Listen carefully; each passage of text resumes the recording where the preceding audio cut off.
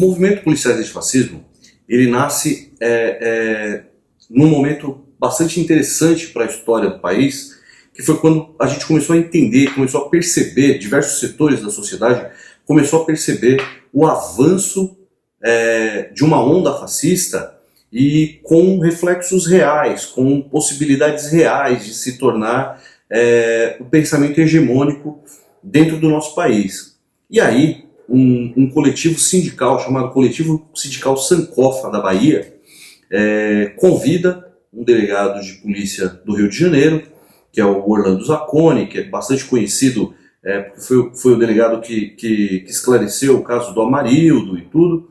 E o Orlando Zacconi tem um trabalho de humanização, inclusive das questões, nas questões carcerárias. Ele garantiu o direito de voto para os presos provisórios da delegacia da qual ele era titular. E nesse encontro que acontece na Bahia, em 2016, entre alguns policiais da Bahia, Rio de Janeiro, Goiás, São Paulo até então não tinha entrado nesse debate, e chegam durante uma conversa e falam assim: poxa, nós precisávamos montar um coletivo, uma associação de policiais para debater esse tema, porque a questão de segurança pública ela é uma questão transversal, é uma questão que toca a vida de todas as pessoas em todos os setores da sociedade. Lá no início se pensou inclusive num nome um pouco mais suavizado do que o que nós usamos hoje, que eram os policiais pela democracia, né?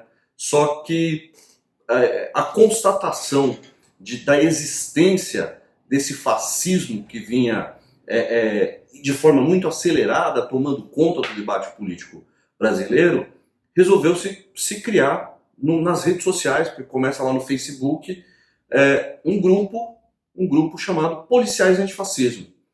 E os debates começaram a correr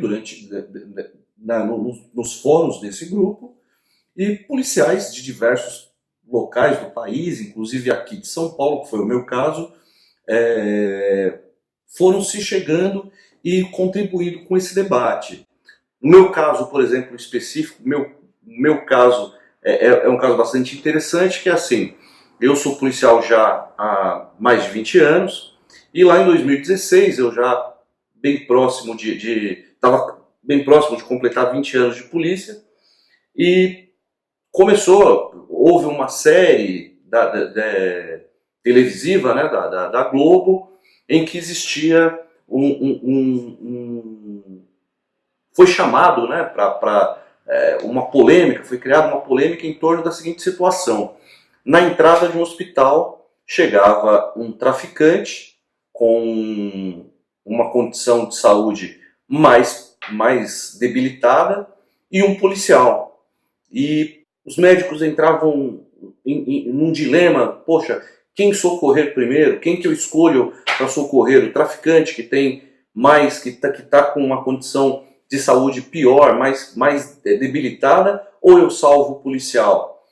E nos dias seguintes, esse debate, num programa matinal tocado pela Fátima Bernardes, se criou, se expandiu para os telespectadores a pergunta: quem você escolheria? O policial ou o traficante? Vidas são vidas. Então, o médico ele não deveria sequer levantar a hipótese de ter que escolher entre o policial ou o traficante. Ele tem que seguir um protocolo médico e atender aquele que demanda, que tenha a demanda de emergência. E assim deveria ser o pensamento. E eu escrevo um texto no Facebook, onde eu começo assim: eu sou policial, eu também posso escolher? Porque assim, o policial nunca foi colocado no debate da segurança pública. Então, o debate da segurança pública, quando se fala de policial, você tem sempre os mesmos, que são uma casta de dirigentes da polícia, que nunca foram policiais de rua, nunca travaram as batalhas cotidianas de um policial, e elaboram políticas de segurança pública extremamente equivocadas.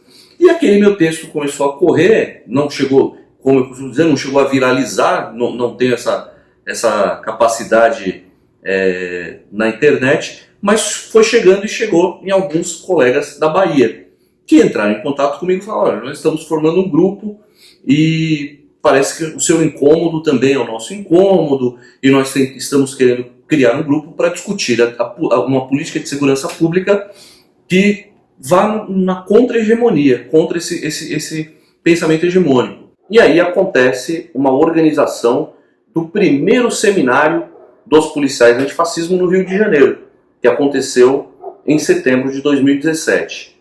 Nesse encontro, policiais do Brasil inteiro foram até o Rio de Janeiro, nesse seminário, que realmente cumpriu a sua função, semeou a ideia de que os policiais deveriam participar do debate de segurança pública.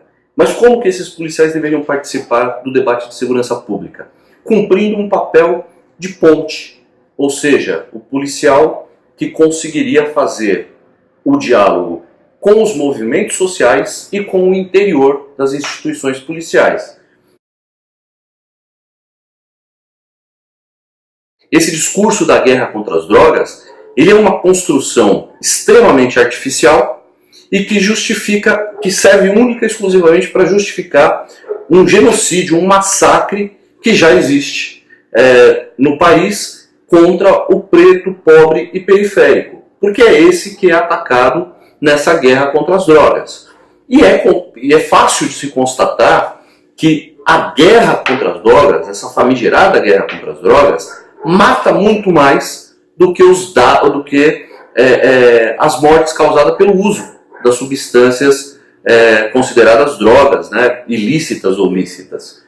Até porque a questão de licitude das drogas é apenas um ato de Estado. O Estado diz quais são lícitas e quais não são.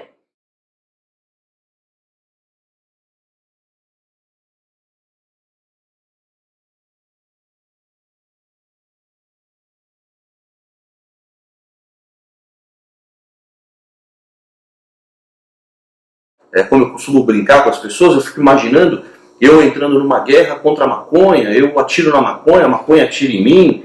Não existe, isso é uma bobagem. Nós fazemos guerra contra pessoas. E essas pessoas contra quem nós estamos sendo jogados por essas direções das políticas de segurança pública é o povo pobre, preto e periférico.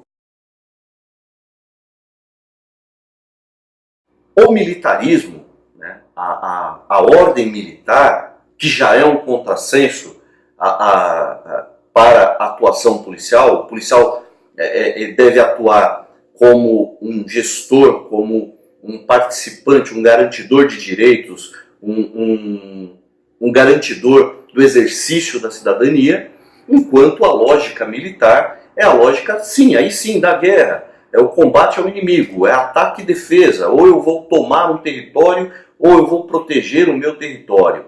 Sempre contra um inimigo. Mas essa lógica não é aceitável para uma sociedade democrática. Porque quem são esses inimigos? Esses inimigos são criados artificialmente e é simulada uma guerra. Os policiais, todos os policiais, todas as polícias, tendo ela o nome militar ou não, segue essa lógica militarista, né? Que é a lógica do inimigo, do combate ao inimigo, do extermínio do inimigo. E isso a gente vê que é a estrutura das polícias, que é constituída por castas, porque não há mobilidade. O cara que entra na base das polícias, ele nunca vai ser comandante da polícia, ele nunca vai dirigir a polícia, né? Isso na estrutura militar fica muito claro, a divisão entre os oficiais e os praças, né? As entradas são diferentes, e essa lógica da guerra, da simulação de guerra, atende aos interesses daqueles que dirigem as polícias, mas não atende os interesses do policial da base, por exemplo. Porque o policial militar, ele vive em condição de subcidadania. Ele não tem direito à associação, ele não pode se sindicalizar, ele não tem livre expressão, ele não pode se expressar livremente. Então isso atende a quem? Atende a quem está em cima, quem manda. A ideia de se configurar dois lados nessa guerra simulada já é um equívoco, porque quem morre é sempre do mesmo lado. Porque o policial que está na rua e que está morrendo, ele também é preto, pobre e periférico. Ele sai dos mesmos estratos daquele que ele persegue e mata e que, num combate, como é criado nessa simulação de guerra, o policial também morre. Então não se pense em reeducação, em equilíbrio social, em preservação da paz. A polícia ela tem que ser desmilitarizada. E isso não é dizer, como as pessoas equivocadamente entendem, que nós estamos querendo tirar a arma do policial, tirar o uniforme do policial. Até porque a estética militar ela pode ser usada, né, por conta das questões visuais, das questões de reconhecimento do policial na rua. Essa estética ela pode permanecer. O que não pode permanecer é essa lógica perversa que forma soldados para uma guerra, para combater os seus próprios irmãos, e esse soldado tem os seus direitos fundamentais desrespeitados, né? Porque um policial militar, por exemplo, pode perder a liberdade que é garantido a todos está lá na Declaração dos Direitos Universal, né? A Declaração Universal dos Direitos do Homem, está na nossa Constituição que a liberdade é um direito muito caro, né? E o policial militar ele pode perder a liberdade por não se barbear corretamente. Então ele se apresenta para o trabalho e não está barbeado adequadamente, ele pode ficar preso. Nós entendemos que o trabalho policial é um trabalho de ciclo completo. Então o policial ele tem que entrar pela base, ele tem que conhecer todo o trabalho policial e quem começou, termina. Porque esse modelo que nós temos, que é o modelo cartorário, é um modelo falido. E esse ciclo completo, ele só se realizará com qualidade quando o dirigente da polícia conhecer todos os passos que a polícia tem que seguir. Então, nós defendemos também a carreira única. O policial entra por uma única entrada, caminha por toda a carreira policial até chegar à sua direção, o que hoje não acontece. Então, um menino de 24 anos, recém-saído de uma faculdade de Direito, entra na polícia e vai chefiar policiais que têm de experiência muito mais tempo do que aquele cara tem de vida, né? A mesma coisa acontece na polícia militar. O soldado entra pela base e chega no máximo a sargento. E o cara que vai ser comandante da polícia, ele já entra como oficial. Ele nunca vai fazer ronda na rua, ele nunca vai atender uma ocorrência de briga de vizinho, ele nunca vai ter que entender qual é a dinâmica de um bairro, e é esse cara que vai elaborar as políticas de atendimento social. Uma polícia que seja humana e que cumpra o único papel que serve à polícia.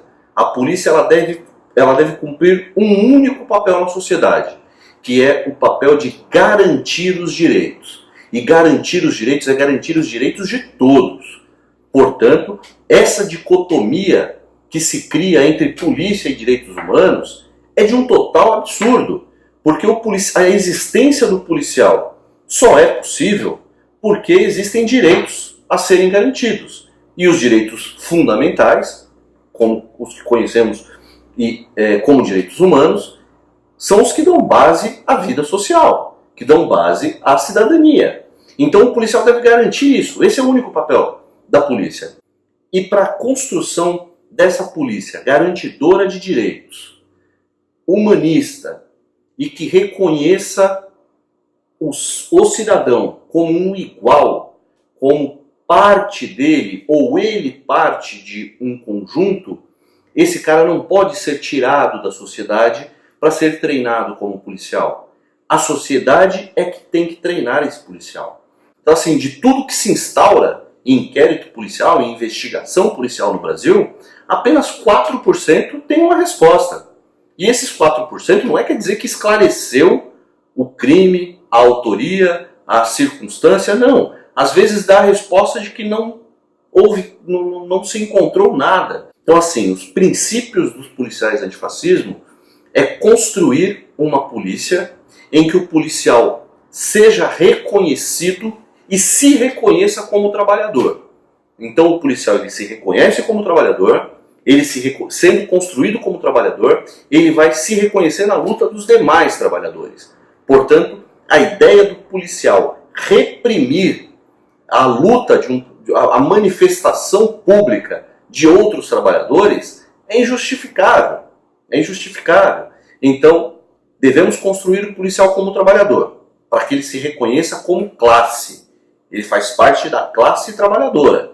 Hoje nós temos instituído no Brasil governos, do governo federal e governos estaduais, que reproduziram o mesmo discurso na campanha eleitoral, que trabalharam com uma realidade. Eles partiram de uma realidade, que é uma violência posta. Essa violência não existe. Então o professor que está dando aula, ele está com medo, o motorista de táxi ele tem medo de ser assaltado, a mulher que sai à rua ela tem medo de ser violentada. Então a violência e o medo, eles existem. A gente não deve negar que isso existe, que eles existem. E a polícia, né, o Estado, representado pela polícia, deve garantir essa segurança. Deve garantir a liberdade das pessoas andarem livremente. Por exemplo, vamos usar um exemplo bem clássico.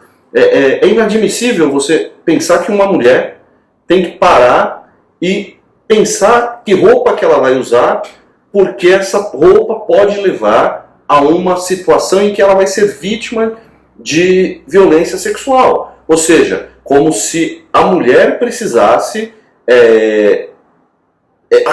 a culpa é dela, né? Ela precisa mudar o seu comportamento para evitar a violência. E a lógica não pode ser essa. A lógica não pode ser essa. Mas aí, como a pessoa tem medo, e sempre as soluções simplistas parecem ser as mais adequadas, normalmente é isso que acontece, principalmente na questão de segurança pública, os discursos que ganharam as eleições de 2018, elas usaram exatamente isso. Elas fizeram um discurso raso, simplista e sem a menor hipótese de funcionar. Qual é a proposta do governo federal? Que em campanha defendia, por exemplo, a extensão do direito de porte de armas para os cidadãos. Ou seja, é o Estado terceirizando para o cidadão, ou colocando sobre os ombros do cidadão a responsabilidade de garantir a sua própria segurança. Porque o Estado, que deveria garantir essa segurança, ele se isenta, ele não apresenta uma proposta de uma política pública que garanta a segurança das pessoas e fala para a pessoa, olha, defenda-se você mesmo, você tem o direito de se defender e eu vou liberar uma arma para você. E isso gera um problema muito grande. Isso gera um problema muito grande, porque a violência ela já existe. As pessoas estão com medo, não é à toa. Só que entregar armas de fogo para as pessoas não é uma medida de segurança. É apenas uma instrumentalização da violência. Então essa violência vai ser potencializada a partir do momento que a pessoa tem um acesso a uma arma de fogo e tem no seu inconsciente, que é um inconsciente coletivo, de que ela tem o direito de tirar a vida de outro se sentir agredido. E aí, como eu falei que são coisas muito próximas, a questão do armamento e a questão desse pacote do ministro da Justiça, ao qual me recuso a usar o termo pacote anticrime, porque é ridículo, né? O próprio dizer que esse pacote, essa proposta mesquinha, sem a menor lógica, seja chamada de anticrime, né? Você pega, por exemplo, um juiz, né, que participou ativamente enquanto juiz para garantir a eleição do presidente da República, hoje entra e atua como ministro desse presidente e apresenta um pacote, apresenta uma proposta de alterações legislativas em 7 dias. Então, assim, com quem ele conversou? Porque a gente tem que entender, eu acho que a lógica aqui é bem simples, né? Ou ele já tinha isso, ele já estava trabalhando isso enquanto juiz, o que seria deplorável, não era o papel dele, ou ele é um grande gênio e está dando um recado para a sociedade dizendo: eu não converso com ninguém, eu falo por mim e eu falo por vocês. Porque assim, como que ele apresenta um projeto em 7 dias sem abrir o debate com a sociedade? Ou seja, esse pacote do ministro da Justiça, além de não atender o objetivo para o qual ele é divulgado, que seria o combate ao crime, ele é de uma expressão fascista sem igual, porque é monocrático, ele não debateu com ninguém, e ele aumenta a excludente de ilicitude, porque nós já temos. Se você hoje, se você tirar a vida de alguém, você matar alguém em legítima defesa, já é uma excludente de ilicitude. Agora, quando você estende esse conceito para que a pessoa que matar alguém sob forte emoção ou medo, peraí, a gente tem que tratar com calma, né? Porque qual vai ser a grande justificativa das pessoas que cometerem o homicídio? Eu estava sob forte pressão, eu estava sob forte emoção. É fácil alegar. A violência doméstica vai aumentar muito. O policial, durante muito tempo aqui no Brasil, ele é visto de 2 formas. Ou ele é tratado pela elite, por aqueles que têm interesse numa guarda que os proteja e os chama de herói, e aí isso parece ser bom, mas não é, porque se ele é um herói, dele eu posso exigir sacrifícios sobre-humanos. Ele não é um humano comum, ele é um herói, né? Só que aí vem do outro lado, as expressões de esquerda. E a esquerda vem e fala: o policial é mau, o policial é um vilão, o policial é um bandido. Ambos estão errados. Nós não somos nem heróis e nem bandidos. Nós somos trabalhadores. Então, você pega aqui 2 casos que aconteceram numa mesma semana aqui em São Paulo. Nós tivemos na cidade de Guararema um confronto entre a polícia e ladrões de banco que acabou com a morte de 11 pessoas, né? 11 criminosos que estavam lá roubando bancos naquela cidade, se confrontaram com a polícia e foram mortos. 11 foram mortos. Pô, então tranquilo, foi bandido que morreu. Não. Esse não é o pacto social que nós temos. Então, a morte, a sentença de morte, ela não está no nosso ordenamento jurídico, muito menos por decisão do policial que está na rua. Muito menos por conta ou por decisão, por vontade daquele que está agindo na rua como braço armado, sendo o braço armado do Estado, né? E aí você vê que nessa mesma semana, acho que 3 dias depois, numa escola em Guarulhos, os alunos se rebelaram e o diretor chamou a polícia. Ligou lá no 90 e chamou a polícia.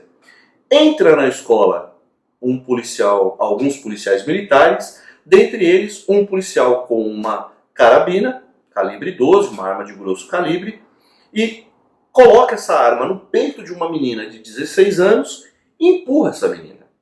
E essa cena assusta, essa cena revolta a sociedade. E tem que revoltar. Tem que revoltar. Só que na semana seguinte, o governador faz uma homenagem aos policiais que mataram 11 criminosos. O que a sociedade não consegue fazer a leitura é que a sociedade aplaude, comemora, porque ela fala, cara, foram os caras que estavam andando armados, com fuzis, tinham mais que morrer mesmo. Mas o mesmo cara que matou lá em Guararema é o cara que entra na escola em Guarulhos. A formação do policial, o policial sai para a guerra, ele sai para matar alguém. E aí, quando ele encontra criminosos portando fuzis, ele mata. Quando ele encontra adolescentes dentro de uma escola, a ação dele é a mesma, porque ele só sabe fazer aquilo. Ele é treinado para matar. O policial não é para entrar na escola para resolver problemas internos da escola. Mas existe a violência? Existe. Precisa ser tratada? Precisa. Então vamos pensar, a gente tem o Estatuto da Criança e do Adolescente que fala que a criança, o adolescente, como deve ser tratado. Então, o adolescente que está praticando uma violência, ele tem que ser contido pela sociedade? Sim, isso é o que está no nosso ordenamento jurídico. Mas ele deve ser feito de uma outra forma. Não é com policiais militares entrando com escopeta, com carabina dentro de escola. A própria eleição dessas correntes se deu justamente por quê? Porque o medo está instalado, a violência existe e só existe um campo discutindo isso. São sempre os mesmos. Então, a expressão direita, a direita mais fascista que hoje está no poder, é a única que está tratando do tema de segurança pública. Nas eleições de 2018, poucas foram as expressões da esquerda que se propôs a debater segurança pública. Vamos conversar? Vamos trazer? Vamos pegar o policial da base? Vamos pegar o policial que está pensando a respeito disso? Vamos construir juntos? Não. Nós não queremos mexer com isso. E isso é entregar todo o potencial belicista, de guerra, de armas, do Estado, a violência estatal, nas mãos de quem tem real interesse em eliminar as diferenças. Nós entendemos o fascismo exatamente dessa forma. Nós entendemos que o fascismo, ao contrário de outras expressões políticas, nem conta com arcabouço teórico. É apenas um modo de vida que reage violentamente contra as diferenças. Poxa, quantos policiais negros você vê na rua? A pessoa fala, pô, bastante, tem bastante policial negro na rua. Fala, quantos policiais você vê dando entrevista na TV como comandantes da polícia? Não tem. São homens brancos, héteros, bem-nascidos. Onde estão os homossexuais? As mulheres trans, os homens trans, onde estão? Onde estão os negros que entendem o que é ser negro nessa sociedade extremamente racista? Onde estão as mulheres para entender, e essas mulheres existem na verdade, para entender que uma placa num prédio dizendo Delegacia de Defesa da Mulher 24 horas não protege a mulher. A lógica do aumento, a lógica do armamento da população civil e essa ideia que tenta se emplacar como anticrime, que na verdade nada mais é do que uma liberalização de violência. É entregando para o cidadão a responsabilidade de cuidar de si mesmo, estando ele preparado ou não. Então agora você tem uma arma e agora você pode matar. É absurdo, mas os nossos representantes que tiveram mais votos e que hoje governam o nosso país e alguns estados do Brasil, principalmente aqui no Sudeste, Sul e Sudeste, se elegeram com um discurso que dizia o seguinte: a polícia no meu governo vai sair no primeiro dia para matar. Outro discurso, o bandido que trocar tiro com a polícia não vai mais para a delegacia, vai para o cemitério. Ou seja, é isso que está acontecendo. Então, não existe a intenção de realmente ter uma maior proteção para o cidadão. Na verdade, o que está acontecendo é lobby de empresas de armas que querem vender mais armas. Então, há interesse empresarial no aumento da venda de armas e há interesse político dos grupos hegemônicos em que a sociedade se destrua. Então, eles querem que eles consideram inimigo, que são os diferentes, se matem entre si. Então, no fundo, é isso que está acontecendo com essas duas expressões. Tanto a questão do armamento, quanto esse pacote legislativo apresentado por um ministro que apresentou esse projeto em apenas 7 dias, sem conversar com absolutamente ninguém. Porque é impossível. É impossível tratar desse tema em 7 dias, mesmo com o grupo aliado, que dirá com as outras expressões sociais. Quando nós tratamos do tema de segurança, hoje no Brasil, é inevitável a gente tratar da expressão que nós chamamos de milícias. No Rio de Janeiro, isso é uma expressão muito mais contundente, ela aparece mais, mas a milícia nada mais é do que um espaço abandonado pelo Estado. Então a milícia, ela começa a existir, ela supre uma deficiência do Estado. E muitas vezes essa deficiência, ela é programada, ela é projetada. É uma deficiência projetada. Por exemplo, se lá no Rio nós tínhamos, né, a ideia da guerra entre facções criminosas de uma determinada comunidade contra outra determinada comunidade, se matava muito e tal. Hoje nós temos o que é chamado de milícia, que são, em sua grande maioria, policiais ou pessoas ligadas a policiais, que chegam naquela comunidade e falam: o traficante não vai mais entrar aqui, o traficante não entra mais. Mas você quer você quer subir o morro de transporte, você vai subir na van da gente. Então as vans são nossas. Você quer comprar gás? Nós vendemos o gás. Você só pode comprar gás de nós. Você quer uma televisão, um pacote de TV por assinatura? Então, que lá eles chamam de gatonete, né? Você vai comprar de nós. O que nós chamamos de direita, o que nós chamamos de elite, tem interesse que o policial seja mal pago, que o policial seja violento, que o policial seja um cão de guarda, raivoso, porque ele quer ter esse policial numa condição de subcidadania para que ele possa pagar migalhas para esse policial, para ter esse policial do seu lado para protegê-lo. Então ele tem um policial que deveria proteger a sociedade, mas ele protege uma família, ele protege uma loja, ele protege um carro, ele protege uma rua. Para essa expressão social, é extremamente interessante que o policial seja um policial mal pago, que ele seja um policial jagunço, um policial miliciano. Como pode um gestor de segurança pública, ser proprietário de empresa de segurança privada?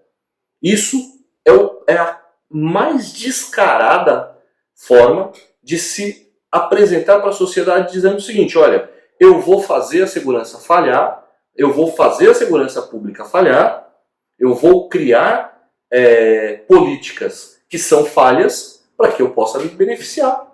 Porque falhando a segurança pública, eu vendo meu serviço de segurança privada. E isso é um grande problema. Quando a gente fala, por exemplo, da questão de previdência, da reforma da Previdência, é indiscutível que a grande massa de policiais fez campanha para o presidente da República eleito, né? E hoje, nós tivemos semana passada, essa semana em Santos, hoje, está tendo uma reunião da Cobrapol, né, que é a Confederação Brasileira dos Policiais Civis do Brasil, e eles estão reunidos lá e foram se manifestar em Brasília porque se sentem traídos. Eles se sentem traídos por não terem garantidos condições especiais de aposentadoria. Nós, do Movimento Policiais Antifascismo, não entramos nesse debate, porque simplesmente isso seria vergonhoso, isso seria de um mau gosto sem tamanho. Nós nos posicionamos como trabalhadores, portanto nós entendemos que essa reforma da Previdência ela é nefasta, ela é cruel contra o trabalhador, inclusive contra o trabalhador policial. Então a nossa manifestação é por barrar a reforma da Previdência como um todo. Então, o Estado programou e está tentando se ausentar da Seguridade Social e entregá-la para o capital. Então, o Estado está querendo substituir a política previdenciária de Seguridade Social por negócio de capitalização. E, para nós, isso não é aceitável. Nós estamos na luta para barrar a reforma da Previdência para todo mundo.